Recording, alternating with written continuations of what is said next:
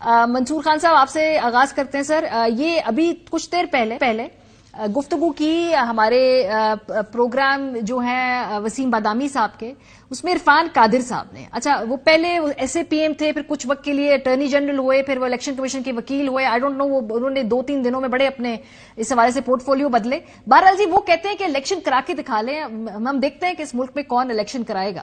اس کا مطلب ہے کہ قانونی طور پہ حکومت کو وہ مشورہ بھی یہی دے رہے ہیں کہ الیکشن نہ کرائیں. یہ اس وقت کدھر جائے گی ساری بات؟ الیکشن ہوگا نہیں, دوبارہ کیا معاملہ عدالتوں میں جائے گا, یا یہ فل اینڈ فائنل کورٹ آرڈر ہے, اس کے بعد کوئی جگہ نہیں ہے, کوئی گنجائش نہیں ہے؟ بسم اللہ الرحمن الرحیم. ہمارے یہاں بہت افسوس کی بات ہے جس طرح سے گورنمنٹس جو ہیں, یہ گورنمنٹ خاص طور پر جس طرح سے کانسٹیٹیوشن کو ہوا میں اڑا رہی ہے. یہ سمجھ رہے ہیں کہ شاید کانسٹیٹیوشن جو ہے وہ ایک کاغذ ہے, ایک کتاب ہے جس کو ایک طرف رکھ دیا جائے اور ہم اپنے مرضی سے کام کرتے چلے جائیں. کانسٹیٹیوشن جو ہے وہ بہت ہی کروشل ڈاکیومنٹ ہے, اور جیسے میں بار بار کہتا ہوں کہ کانسٹیٹیوشن جو ہے وہ ڈاکیومنٹ ہے جس میں کہ ہم نے یہ کہا ہے کہ we give to ourselves this constitution. اس کا مطلب یہ ہے کہ ہم جو ہیں پابند ہیں اس کانسٹیٹیوشن کے, اس لیے کہ ہم نے خود اپنے آپ کے اوپر ایک کرب جو ہے وہ لگائی ہے, ایک ایسا کرب ہے جو کہ ہم کو ہمارے اوپر پابندی ایک کریٹ کر دیتی ہے. اور وہ چیز جب ہو جاتی ہے اس کا مطلب یہ ہے کہ ہر چیز, ہر قانون, ہر ایکٹ جو ہے وہ اس کانسٹیٹیوشن کے تحت ہونا چاہیے. اب یہ ذہن میں رکھتے ہوئے اگر ہم آگے چلیں اس کے, تو پھر آگے ایک اور چیز آتی ہے کہ کیا چیز ہے جو کانسٹیٹیوشن کے اندر بہت کلیئرلی دکھائی جا رہی ہے, وہ ڈیموکریسی. ڈیموکریسی کیا ہے؟ It is for the people, by the people.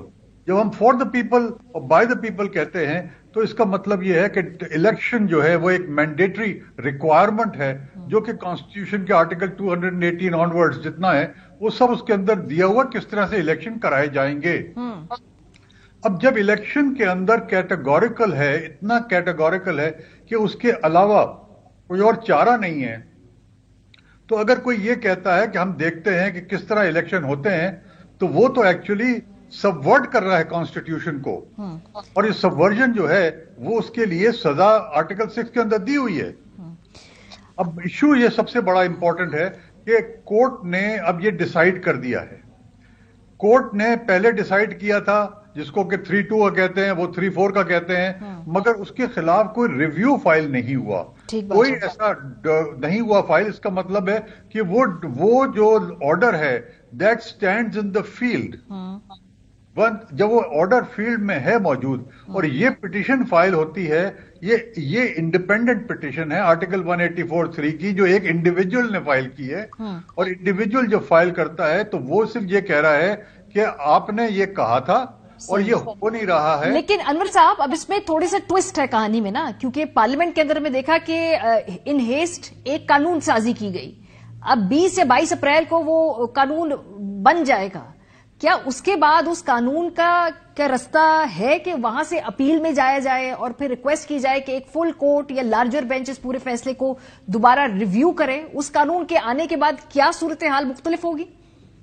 دیکھیے ابھی تو قانون بنا نہیں ہے, اور قانون کو کے بننے میں ابھی ذرا سا ٹائم لگے گا, ایسا نہیں ہے کہ نہیں ہے. مگر ایشو یہ ہے قانون جو ہے وہ ریٹروسپیکٹولی ایکٹ کرے گا نہیں کرے گا, کس طرح سے اس کے اوپر ہوگا. مجھے تو نہیں پتا کہ کہیں ایسا نہ ہو کہ اس کے اوپر ریفرنس ہی آ جائے کورٹ کے اندر کہ آپ ڈیسائیڈ کریں whether this is a valid لا اور ناٹ, اور کانسٹیٹیوشن کے مطابقت رکھتا ہے یا نہیں رکھتا ہے. کوشچن بہت سارے ہیں کہ کورٹس کے اوپر قصدن لگائی جا سکتی ہے یا نہیں لگائی جا سکتی ہے. لا یہ کہتا ہے کہ independence of the court shall be secured. یہ کانسٹیٹیوشن کا ایک کیٹیگوریکل پروویژن ہے اینیکس ٹو دی کانسٹیٹیوشن کے اندر.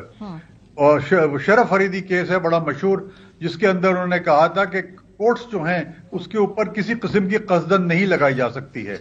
اب یہ کہنا, اور پھر اس میں لکھا ہوا ہے کہ جو پروسیجر ہے اور جو وہ ہے وہ بنایا جائے گا کورٹ کے فل کورٹ نے. جو ایگزسٹنگ پروسیجر ہے وہ آلریڈی फुल कोर्ट ने बनाया हुआ है। पहले ये कोई अभी कोई नहीं आई। Will cross that bridge when will get there वाली सिचुएशन है। लेकिन ऑब्वियसली चूंकि इस वक्त जिस तरह से सूरत हाल है, इस वक्त किसी की भी चीज को हम रूल आउट नहीं कर सकते। हमारे साथ हसन रजा पाशा साहब भी हैं, चेयरमैन पाकिस्तान बार काउंसिल। बहुत शुक्रिया पाशा साहब हमें ज्वाइन करने के लिए। सर, हुकूमत क्या पाबंद है इस फैसले को मानने के लिए, क्योंकि सुप्रीम कोर्ट के फैसला आया है, इलेक्शन करवाना है, यहां तक बता दिया जी कि कब तक आपने फंड्स के हवाले से बताना है, कब आपने बताना है कि आपको जो फैसिलिटेशन चाहिए है ह्यूमन रिसोर्स के हवाले से, और अगर ये ना हो तो फिर हम आगे देखेंगे।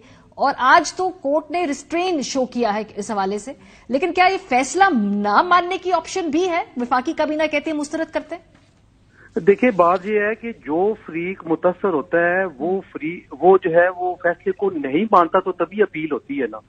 हुकूमत के पास ऑप्शन मौजूद है, वो वेट कर रहे हैं कि अगर प्रेसिडेंट साइन करते हैं या अगर नहीं करते तो दोबारा ये भेज देते हैं। 20 दिन उनके पास है, अभी 5-6 दिन गुजर गए हैं, बाकी 14-15 दिन है। तो 14-15 दिनों में अगर वो आ जाता है तो इनके पास फिर भी 10 दिन और बचते हैं अपील के, तो वो अपील का ऑप्शन सोच रहे हैं। अगर वो ये कहते हैं कि हम नहीं मानते और हम तो इस फैसले को तस्लीम नहीं करते, तो हर फरीक जिसके खिलाफ फैसला होता है और जिसके पास अपील की ऑप्शन होती है, वो फिर ना मान के तो फिर अपील के लिए जाता है। पाशा साहब, जो आपने अपील वाली बात की ना, ये इंटरेस्टिंग पॉइंट है सर। तो फिर अपील क्या की जाएगी, आपका क्या ख्याल है? क्योंकि आप जरा इस पे हमारी रहनुमाई करें। एक फुल कोर्ट की बात होगी, एक लार्जर बेंच के तहत ये मुकदमा सुनने की बात होगी, इसमें एक और कानूनी तौर पे क्लैरिटी दे दें। रेट्रोस्पेक्ट में जो मुकदमे हैं, क्या उनके ऊपर भी अप्लाई होगा ये कानून अगर ये 2022 को पास होता है? जी, ये बड़ी इंटरेस्टिंग बात है। असल आप देखें कि जब ये कानून पास होके आएगा तो फिर 184(3) के तहत अपील का हक रिट्रोस्पेक्टिवली भी मिल रहा है। ठीक है, अब उसको साथ ही जो अब रूल्स में अमेंडमेंट हुई है, और वो ये हुई है कि चीफ जस्टिस साहब जो है वो बेंच नहीं बनाएंगे, बल्कि 3 रकनी कमेटी बनाएगी, जिसमें चीफ जस्टिस साहब पाकिस्तान एक मेंबर की हैसियत से वहां मौजूद होंगे, बाकी 2 सीनियर जजेस होंगे। मीनिंग देयर बाय के 2-1 की मेजॉरिटी से भी वो फैसला कर सकते हैं कि बेंचेस कौन कौन से बनेंगे।